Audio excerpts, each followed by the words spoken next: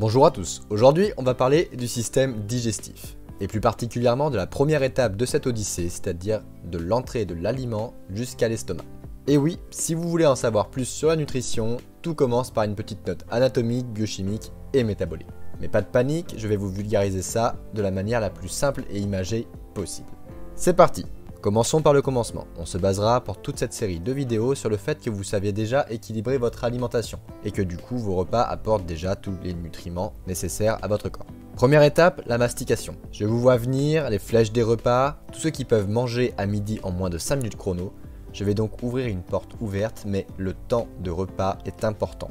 Pour le simple fait que la digestion commence déjà dans la bouche. Votre salive contient des amylases, donc les enzymes qui permettent de digérer les glucides alimentaires, donc de rompre les liaisons entre les différentes molécules de glucides, passer d'un sucre lent à un sucre rapide. Faites le test chez vous, si vous mettez de la mie de pain sur votre langue pendant une période prolongée, vous allez sentir un petit goût sucré.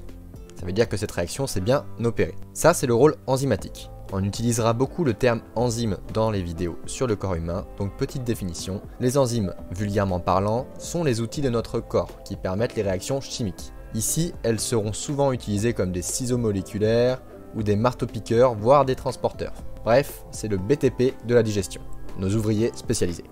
La mastication, quant à elle, n'est pas en reste, car elle permettra de briser la structure globale de vos aliments, pour qu'ils soient plus simples à attaquer par notre corps. Plus les morceaux seront petits, plus la surface sur laquelle vos enzymes pourront décomposer les aliments en nutriments sera grande.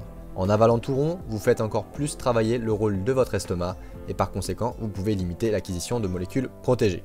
Je vais vous imager ce propos. Prenez une poupée russe. Si je veux prendre la plus petite d'entre elles, il faudra que je les ouvre toutes.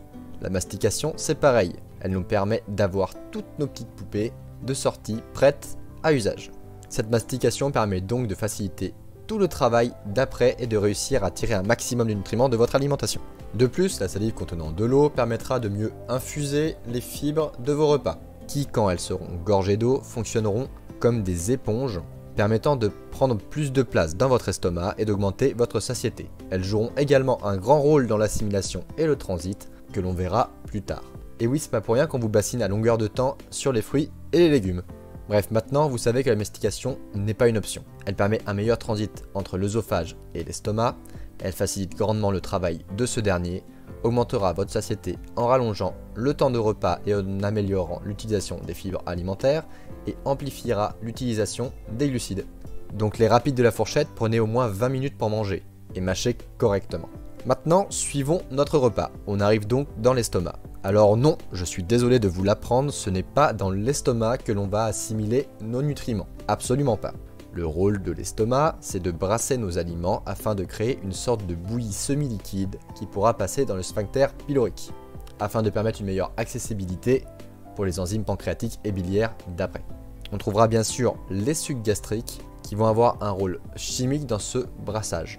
L'acidité présente dans ce milieu permet d'activer les enzymes de l'estomac et d'éradiquer les micro-organismes qui se seront invités dans votre assiette. La pepsine et la lipase, sécrétées par l'estomac, commenceront à dégrader respectivement les protéines et les glucides. À titre indicatif, si vous vous le demandez, les aliments qui seront les plus durs à dégrader par notre estomac seront les viandes, les aliments riches en graisse, les oléagineux et les aliments riches en fibres, en particulier les crudités. C'est pourquoi, pour ces catégories, il sera important de bien mastiquer en amont. Bien sûr, la quantité globale du repas jouera également sur l'efficacité mécanique de notre estomac. D'où le sentiment qui se résume très bien par la phrase « Oh, là, j'ai trop mangé », qui correspond souvent soit à un repas trop riche dans les groupes que l'on vient de voir, soit à un repas très copieux, ou les deux. Voilà pour cette première partie du système digestif qui correspond au rôle mécanique de la digestion. Sur ce, n'oublie pas de t'abonner si ce n'est pas encore fait et rendez-vous la prochaine fois pour la partie 2 de cette odyssée où on parlera de l'assimilation, donc la partie la plus importante de l'alimentation.